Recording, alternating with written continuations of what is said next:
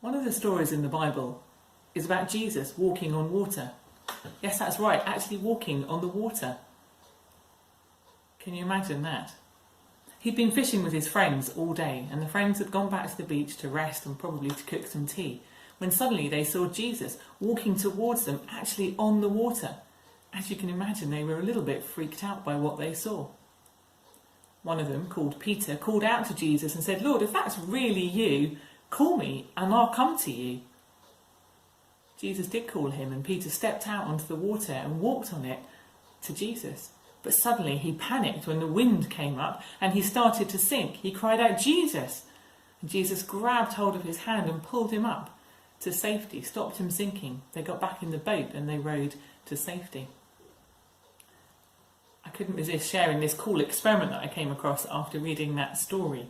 If you've got a glass at home or any glass container and a whiteboard marker, you could have a go at it as well. If you take your whiteboard marker and draw on the bottom of the glass, you can draw anything you like. I'm going to draw a person. Maybe you could pretend it's Jesus walking on the water, or Peter in the story. And when you've drawn it, you can see there on the bottom of the glass. Just let it dry for a minute, and then take some water, just normal water, and pour it gently into the glass.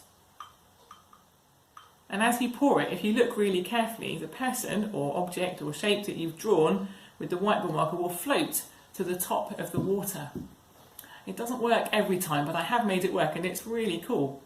When it gets to the top, you can even make it move around by moving the water or by blowing gently on it. It's a cool thing to try. You could also have a go at making a boat, or it's more like a raft, with some lolly sticks. If you've got some lolly sticks at home, or maybe you've eaten enough ice creams and lollies to save some to make one. I've taken 2 lolly sticks, and then I've used a Pritt stick. You could also use PVA glue if you have some, to glue down these 2, and then to glue across lots of other lolly sticks across to make it into a raft.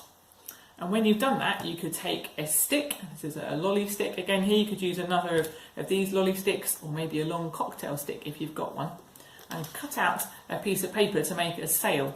Now, I'm sure you could make yours much more exciting than mine and decorate it, maybe with a letter from your name or a picture.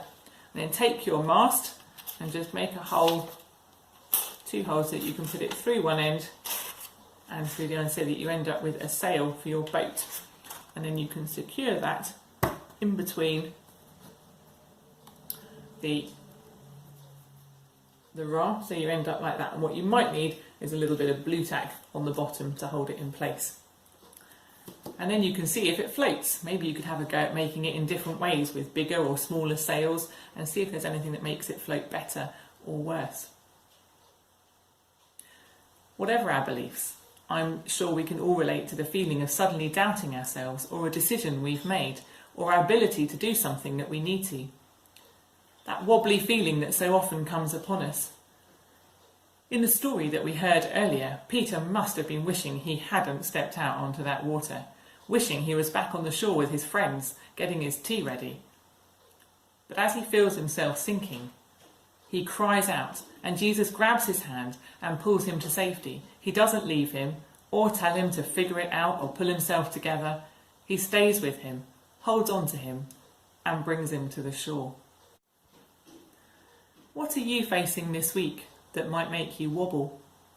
What or who is your anchor when you feel yourself sinking? When we cry out to God, I believe he hears us and holds us, and I believe he brings others across our path to hear us and hold us too. Let's be open to that possibility this week.